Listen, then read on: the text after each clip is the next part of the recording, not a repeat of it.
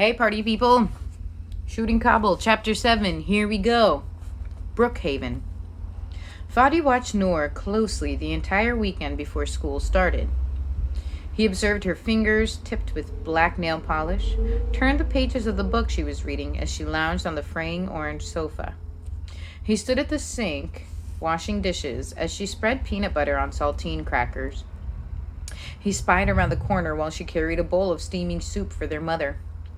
The more he watched, the more he realized that Noor no longer seemed angry or aloof.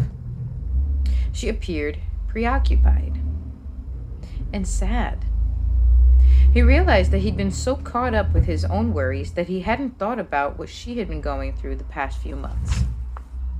Noor had recently cut off her long dark hair, revealing delicate features and making her dark brooding eyes more pronounced. Their mother had been disappointed when she'd seen it and had told her so. But Noor had told her that it was hot standing next to the McDonald's French fryer all day long, and short hair was much cooler. Fadi thought the new style looked nice on her, but hadn't had the nerve to tell her. He wished he could talk to Noor. More than half a dozen times he'd resolved to tell her it wasn't her fault Miriam had been left behind. It was his fault. Finally, on Sunday evening, he took a pile of laundry to her room and stood at the door, tongue-tied. She pointed to her bed and ignored him as she ironed her shirts. He looked at her profile, his tongue clamped between his teeth. As she opened her mouth to say something, he dumped the clothes onto the bedspread and ran out. He couldn't do it. If he told her it wasn't her fault, he'd have to admit that it was his, and he didn't have the guts to say it out loud. On Tuesday morning, Habib drove the short distance from their apartment to Brookhaven Middle School. Zafuna had surprised them by getting up early that morning and making them breakfast. Fadi's favorite of fried egg and peanut butter on toasted Afghan bread. Fadi sat in the front seat, envying Noor, who didn't start high school till later that week. As his father filled out the registration paperwork in the school office, Fadi gazed out the window at the students filing into the adjacent elementary school. A girl with a long plait down her back caught his eye. Her bouncy walk reminded him of Miriam.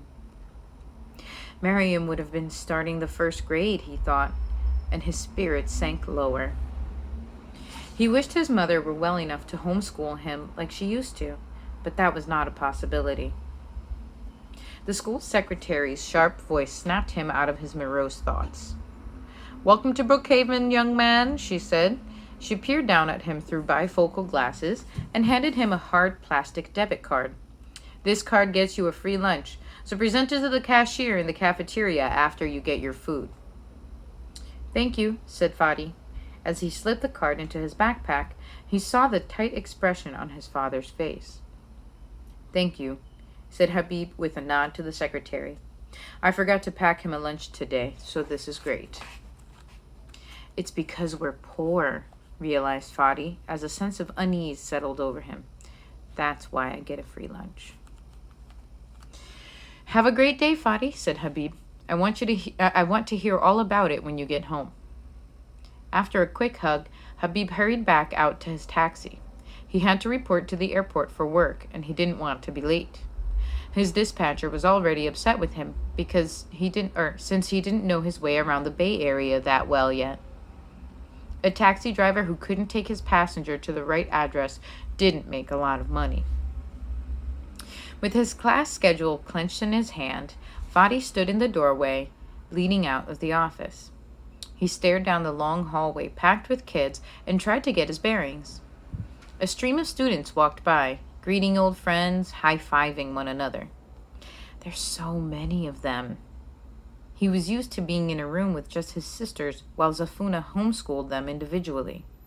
The egg and peanut butter in his stomach gurgled unpleasantly, making him queasy. "Anything wrong, honey?"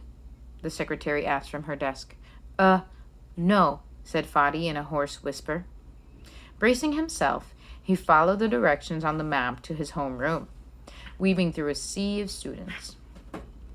He walked through the unfamiliar halls, passing groups of girls and boys clustered together, joking, laughing, looking like they belonged. Fadi felt like an unnoticed shadow no one cared about. The only person he knew wasn't even in the same building. Just a year behind Fadi, Zalmai attended the elementary school next door. They'd spoken the night before and had agreed to meet after school, but it wasn't the same. Fadi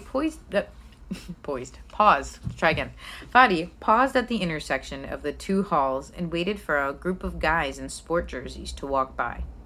A girl sat at a small desk at the junction, handing out flyers. The sign she taped to the front read A&H or ON for class president. Most people ignored her, while some took the flyers only to dump them into the trash farther down the hall. Still, the girl persisted, her face set with determination. Fadi walked past the bathrooms, and finally he reached room 145. With a deep breath, he turned the knob and entered. Loud laughter and shouts greeted him. Kids were hanging out, talking, throwing wads of paper at one another. With a sinking feeling, he noted that most of the desks were taken, except for the ones in front. I definitely don't want to sit there. As curious glances fell his way, he spotted an empty spot on the other side of the room, in the middle of the row. His head ducked down. Fadi hurried across the room and slid into the seat with a feeling of some relief. He put his backpack under his desk and smoothed out his schedule on the scarred desktop. Ignoring the surrounding cacophony, he noted that math was next. Okay, math is good and pretty easy. It was followed by science, then lunch. Language arts and physical education rounded out the rest of the day. His heart quickened when he saw he had art later on that week, on Thursday. As he folded his page and slipped it into his bag, two boys in the back launched paper airplanes at the girls in the second row. It hit the head of a girl with sparkling pink barrettes in her pale yellow hair. With flushed, plump cheeks, she twisted around in her seat. "Stop that, Ike!" she yelled. She crumpled up the plane and threw it back at a wiry, red-haired boy, who Fadi guessed was Ike. "What are you going to do about it, Fatty Patty?" mocked Ike. "Good one, Felix," said Ike, giving him a high five. "Oh, I messed up." "Yeah, Fatty," echoed Ike's dark-featured friend, his lips curved with laughter. "What are you going to do, eat us?" "Good one, Felix," said Ike, giving him a high five. Felix pretended to run his hands through his black, spiky, gelled hair and leaned back in his seat. Patty turned red, sniffed, and turned around. "Ignore them, Patty," consoled her friend, shooting the boys a peeved look. "They're such morons. Have been since kindergarten." Wow, these kids have known each other forever, thought Fadi in wonder. Ike was about to say something in response when the doors flew open. A man in a bright yellow and purple striped shirt hurried in and closed the door behind him. His hair, slightly past his shoulders, looked like it hadn't been combed in a very long time. "Sorry I'm late, class," he said. "Traffic got the best of me today. I promise it'll be the last time, so don't tell the principal." Giggles followed his last remark as he picked up a piece of chalk. His arm, along with the rest of his body, flew across the board as he wrote his name. "I'm Mr. Torres, your homeroom teacher for 6B. I'll also be teaching world history and civilizations. So if you're not supposed to be in 6B, you're in the wrong room." Kids looked around the room to see if anyone got up to leave. Fadi peeked at his schedule to double check. Yep, this is where I'm supposed to be. There was no need for an embarrassing walk to the correct classroom. Can you imagine? "Well, looks like I've got a smart bunch this year," said Mr. Torres with a grin. He reached into his bag and removed a sheaf of papers. "Here are the announcements for this week and the lunch menu." Fadi's mind drifted off as Mr. Torres's words floated over him. He gazed out the window, watching squirrels scamper down the trees, hiding nuts in the lawn. He closed his left eye and fit the bushy-tailed creature into a frame. That would make a great picture, he thought, wishing he was outside with them. Fadi added a few finishing touches to his drawings of amoebas and other single-celled microorganisms, which the class had been reviewing. He slowly slipped the pages into his science notebook and waited for the rest of the kids to rush out to lunch. He hadn't said a single word to anyone since homeroom that morning, and no one had made the effort to talk to him either. He'd spotted 2 Afghan kids whispering to each other in Farsi in math class, but he couldn't get himself to walk up to them. It's as if I don't exist. At least the classwork didn't look too hard. They were doing fractions and math, which he'd covered with his mother last year. Fadi put on his backpack, glanced at the school map on the back of his schedule, and headed towards the cafeteria. With only one wrong turn that had him double back, he found the beige double doors to the lunchroom. He paused for a moment and dug into the side pocket of his backpack for his lunch card. With the hard plastic rectangle hidden in his palm, he walked into the noisy, sprawling space.